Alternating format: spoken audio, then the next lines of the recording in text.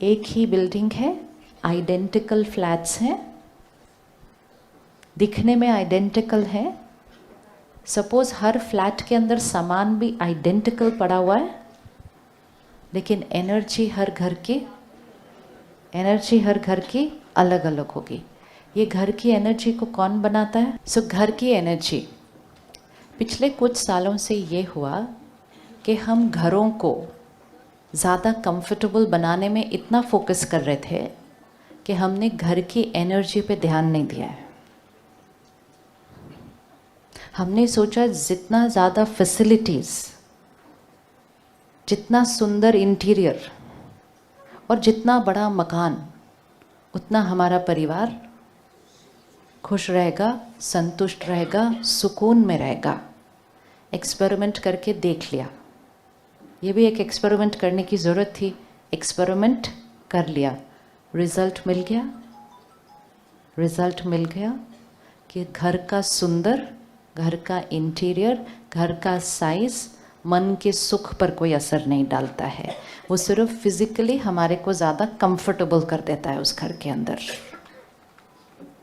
So now the need of the our is कि हमारे घर कंफर्टेबल तो बन गए, तो वन थिंग इज़ डन। अब हमें क्या करना है? घर की एनर्जी को बढ़ाना है।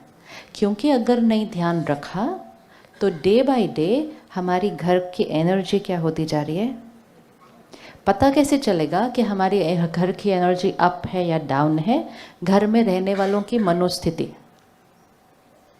अगर हमारे घर में रहने वालों के मन में थोड़ा भी चिंता है, डर है, लैक ऑफ कॉन्फिडेंस है, एंजाइटी है, तो हमारे घर की एनर्जी को बढ़ाने की ज़रूरत है। लोगों को सिर्फ बोल के चिंता मत करो, चिंता जाने वाली नहीं है। उनको भी कोई शौक नहीं है चिंता करने का, लेकिन वो कहते क्या करूँ, मेरा थिंकिंग तो स्टॉप होता ही नहीं है। So giving advice to people can not change them. 2 महीने बाद एग्ज़ाम्स आएंगे, बच्चों को टेंशन होगी। पेरेंट बोलता है डोंट गेट टेंस्ड। ये डोंट गेट टेंस्ड बोलने से कुछ हो नहीं सकता। अगर हमें उनकी टेंशन ख़त्म करनी है, अगर हमें उनकी एंजाइटी ख़त्म करनी है, हमें घर की एक ऐसी एनर्जी बनानी है कि जो उस घर में एंटर होगा वो ऐसे हो जाएगा। मंदिर में जाते हैं, गुरुद्वारे में जाते हैं, आश्रम में जाते हैं, जाते ही क्या मिलता है? सुकून। दूर दूर दूर यात्रा करके जाते हैं, 1 मिनट उस मंदिर में बैठते हैं, सुकून। उस मंदिर की एनर्जी क्यों हाई है? वो मंदिर भी एक बिल्डिंग है। हमारे घर में भी तो मंदिर होता है, फिर हमें वहाँ जाने की क्या ज़रूरत है? क्योंकि उस जगह की एनर्जी हाई है।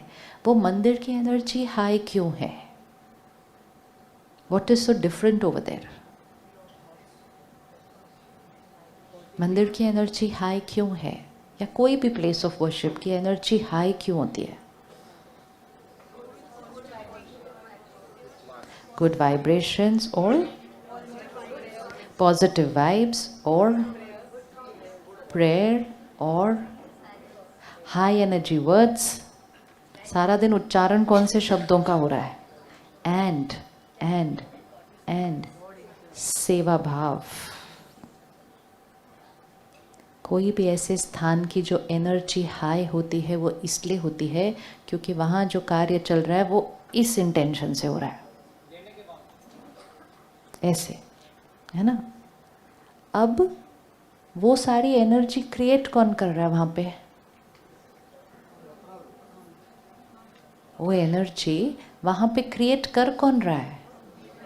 हम ही कर रहे हैं। Very good. तो ये भी नहीं है कि किसी और की ज़रूरत है हाई एनर्जी क्रिएट करने के लिए, तो वो तो काम इजी हो गया फिर कि वो हाई एनर्जी क्रिएट किसने की? हमने की। जब हम उस जगह पर वो हाई एनर्जी क्रिएट कर लेते हैं, जो भी नया आता है उसमें, उसको आते ही क्या मिल जाता है? कोई परेशान मन से आता है, मंदिर में आकर बैठता है, 2 मिनट के बाद कहता है चलो मुझे आंसर मिल गया, मुझे क्या करना है। कोई डर में आता है, थोड़ी देर बैठता है, कहता है now I am powerful, I will be able to do, जो करना है। तो उस मंदिर के, उस प्लेस के वाइब्रेशन ने क्या कर दिया? ज्ञान नहीं दिया, एडवाइस नहीं दी, शक्ति दी है, पावर दी है। और वो पावर उस व्यक्ति को क्या कर देती है? एनर्जाइज। क्रिएट हमने की, बेनिफिट भी हमको भी मिलेगा और जो आएगा उसको मिलेगा। Does this work? Does this work? Always works? Always works. If this works, अगर ये काम करता है तो इसका ऑपोजिट भी काम करता होगा। अगर ये काम करता है कि कोई ऐसे हो सकता है, तो ये भी हो सकता होगा कि कोई ऐसे हो सकता है। एनर्जी तो एनर्जी है ना, या तो ऐसे जा सकती है या ऐसे जा सकती है। सिर्फ ये है कि उसमें जब हम जाते हैं तो हमें एक अपने अंदर बहुत बड़ा शिफ्ट दिखाई देता है। हाँ, आई एम फीलिंग नाइस, तो हमें वो नोटिसेबल है। बाकी जगहों में क्योंकि हम रोज़ हैं तो हमने उस एनर्जी को लो एनर्जी नहीं बोला, हमने कहा तो नॉर्मल है, नॉर्मल है, नॉर्मल है। तो एक्चुअली हमें आदत पड़ चुकी है लो एनर्जी में रहने की।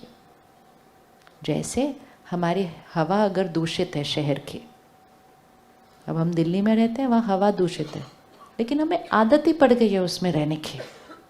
जो दूसरे शहर से लैंड करते कहते ओहो I am coughing while landing on the airport, ऐसा अच्छा हमें तो पता ही नहीं चला क्योंकि हमें तो आदत पड़ गई है उसमें रहने की। लेकिन जस्ट बिकॉज हमें आदत पड़ गई है उसमें रहने की, डज नॉट मीन कि वो पोल्यूटेड हवा हम पर असर नहीं कर रही है। कर रही है, एवरी डे कर रही है, कर रही है। जो नया आएगा उसको दिखता है, जो रोज़ रह रहे हैं उसको तो कुछ पता नहीं चलता है। लेकिन उस हवा में भी कुछ लोग बीमार हो रहे हैं। सब नहीं बीमार हो रहे, कुछ लोग बीमार हो रहे हैं। हवा क्रिएट किसने की? वो पोल्यूटेड हवा क्रिएट किसने की? सब ने की। असर किस पर हो रहा है? सब पर हो रहा है। बीमार कितने हो रहे हैं? थोड़े से हो रहे हैं। सिंपल है, ये मॉडल सिंपल है। इसको आप अपने घर में फिट कर सकते हैं, इसको आप अपने शहर में फिट कर सकते हैं, इसको हम अपने देश में फिट कर सकते हैं, इसको हम पूरे प्लैनेट पे फिट कर सकते हैं। पोल्यूट किसने किया? पोल्यूट, इमोशनली पोल्यूट किसने किया? हमने किया। असर किस पर हो रहा है? असर किस पर हो रहा है? सब पर हो रहा है। बीमार कितने हो रहे हैं? थोड़े से हो रहे हैं। इमोशनल पोल्यूशन का असर हम सब पर हो रहा है। कैसे दिख रहा है? टेंशन हो रही है, चिंता हो रही है, फियर, ये सब डिस्टर्बेंसेस नॉर्मल हो गई, असर हो रहा है। बीमार कौन हो रहा है? बीमार कौन हो रहा है? असर सब पर हो रहा है, किया सबने, असर सब पे, बीमार कुछ लोग हो रहे हैं। बीमार कौन हो रहा है? बीमार कौन हो रहा है? असर सब पर हो रहा है, बीमार कौन हो रहा है?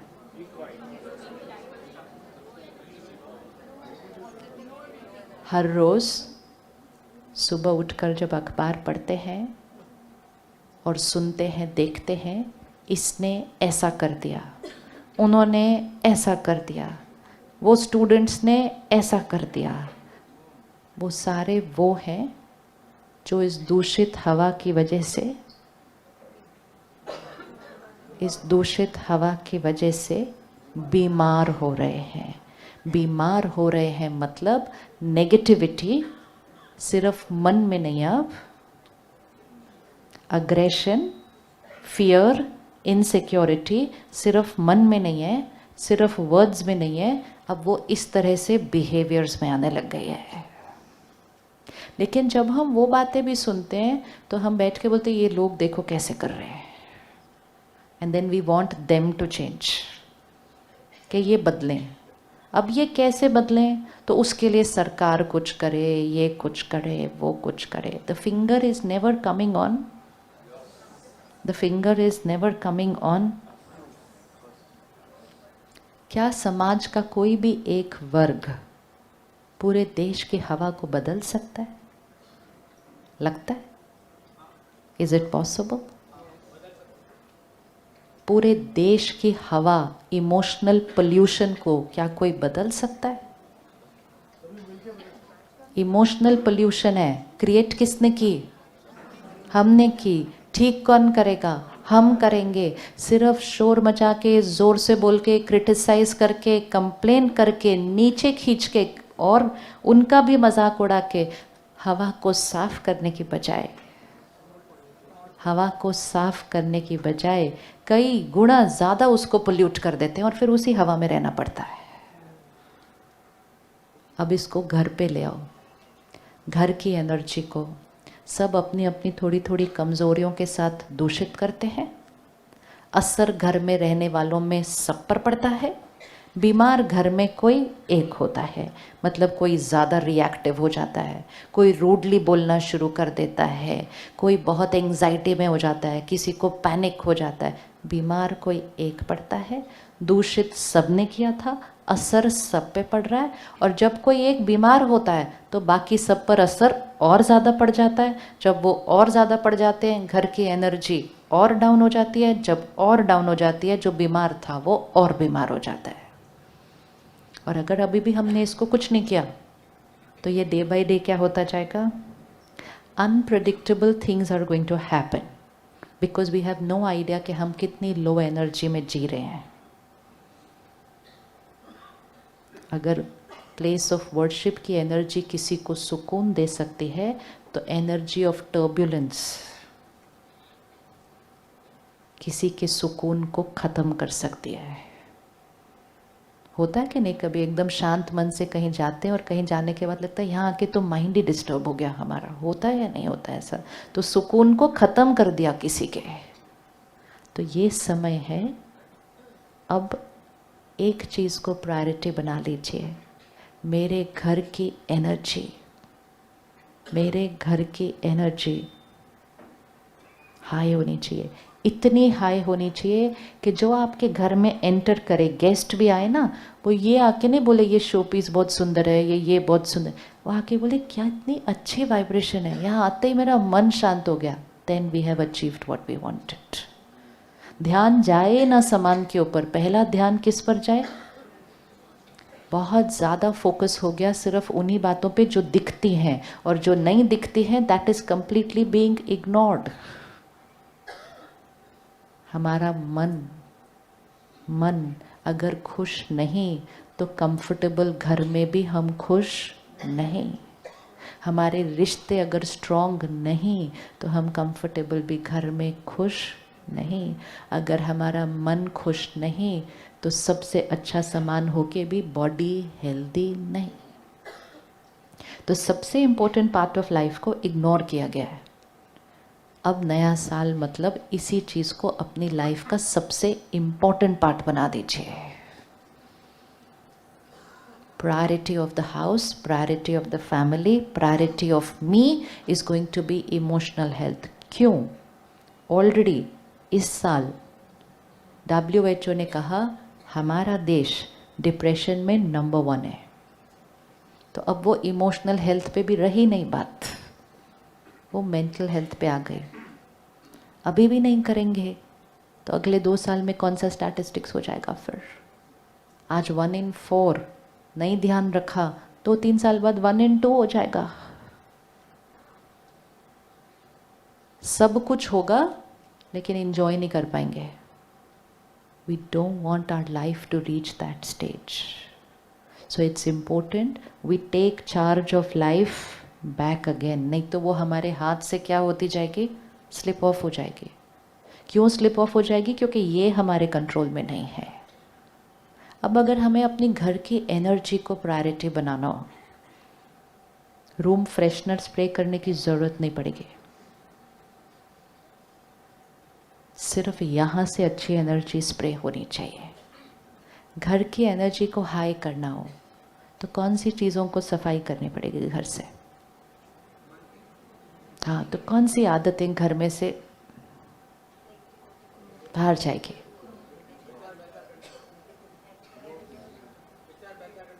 Just think, we all know every answer. घर में से कौन सी वो पोल्यूशन वाली चीजें हैं जिनको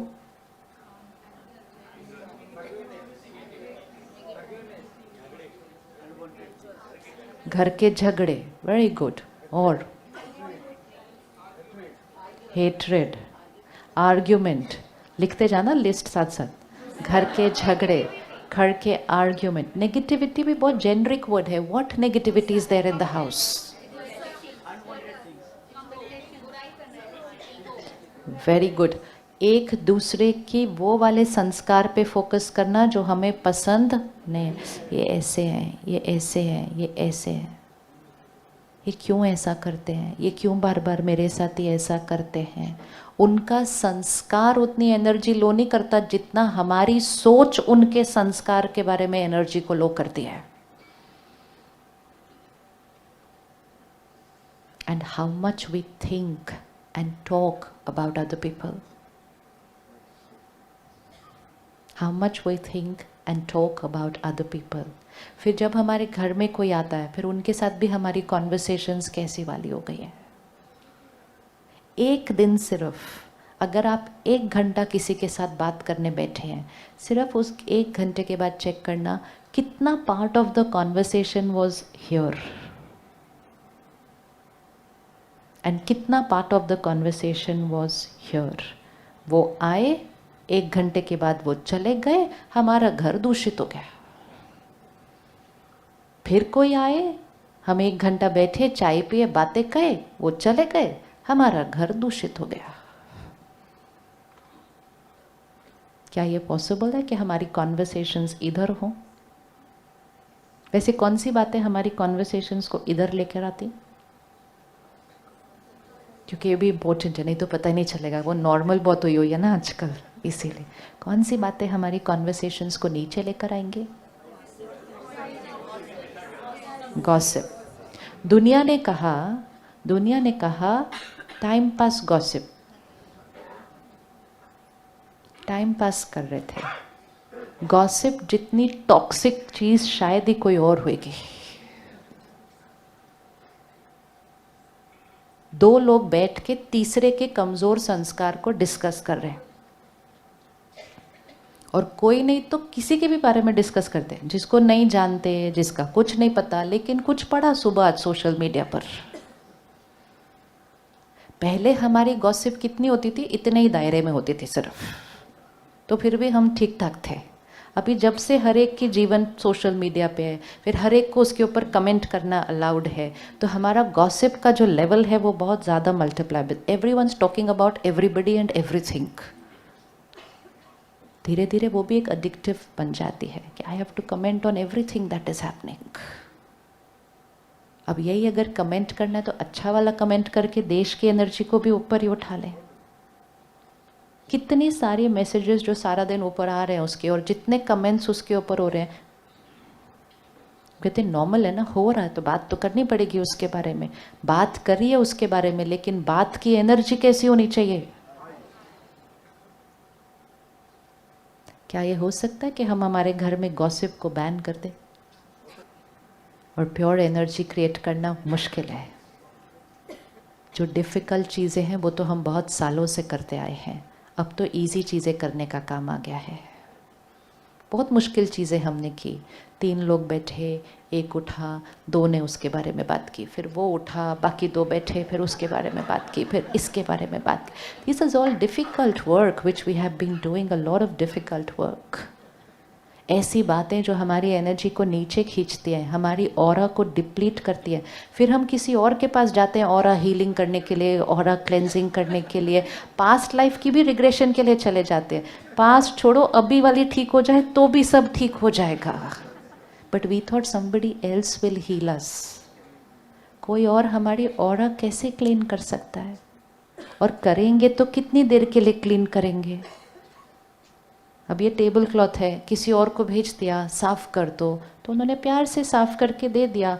आते ही हमने अगले 5 मिनट में इधर फिर से कुछ डाल दिया, तो वो ऑरा क्लेंजिंग कैसे होगी? ये ऑरा क्लेंजिंग किसको करनी है? ऑरा क्लेंजिंग किसको करनी है? और एक्चुअली क्लेंजिंग भी नहीं करनी है, सिर्फ ऑरा डर्टिंग नहीं करनी है, फिर अपने आप क्लेंज है, वो अपने आप में क्लीन है। पहली बात, उसके ऊपर दाग पे दाग पे दाग पे दाग। देवी देवताओं का ऑरा कौन से कलर का था? वाइट। दिखाते ना उनके पीछे वाइट सर्कल। वाइट ऑरा की पूजा होगी, which means white aura will get respect from society, right? क्योंकि वाइट ऑरा हाई एनर्जी है, वाइट ऑरा देने वाली एनर्जी है। हम सबका ऑरा वाइट है, एवरी सोल इज प्योर। सिर्फ हमें ध्यान रखना है उस वाइट के ऊपर। एवरी टाइम हम किसी और की नेगेटिविटी सोच रहे हैं या बोल रहे हैं, नेगेटिविटी डज नॉट मीन उनकी निंदा करना। अगर हम उनकी प्रॉब्लम्स भी डिस्कस कर रहे हैं, अगर एक पेरेंट घर पे बैठकर अपनी बेटी के घर में होती हुई प्रॉब्लम्स ही सिर्फ डिस्कस कर ले, it's not negative, but because it is a discussion of a problem. ऐसा हुआ, उनके घर में ऐसा हुआ, फिर उसने ऐसा बोला, फिर ऊपर से उसने ऐसा जवाब दिया। जब देखो मेरी बेटी एडजस्ट करे उसके घर में, फायदा क्या हुआ? शादी क्यों की? बोला था उसको मत कर, उसकी जिद थी, करना ही उसने। एक एक एक एक वर्ड, एक एक वर्ड एनर्जी फील्ड को किधर जा रहा है? हम कहते हैं बट क्या करें, वही हो रहा है, तो बात तो वही करेंगे ना जो हो रहा है। एक equation in the new year, जो हो रहा है वो बात नहीं करनी है, जो चाहते हैं कि हो जाए वो बात करनी है। हो रहा है, बहुत कुछ हो रहा है, दुनिया में हो रहा है, देश में हो रहा है, शहर में हो रहा है, घर में हो रहा है, मन में हो रहा है, बहुत कुछ हो रहा है। क्योंकि एनर्जी जो हो रहा है वो बात करेंगे तो वो क्या होगा? और होने लग जाएगा, क्योंकि हमारी वाइब्रेशन बहुत स्ट्रॉन्ग जाएगी। जो हो रहा है वो बात नहीं करनी, जो चाहते हैं कि हो वो बात करनी है। तो हमारी हर थॉट एंड वर्ड कहाँ चला जाएगा?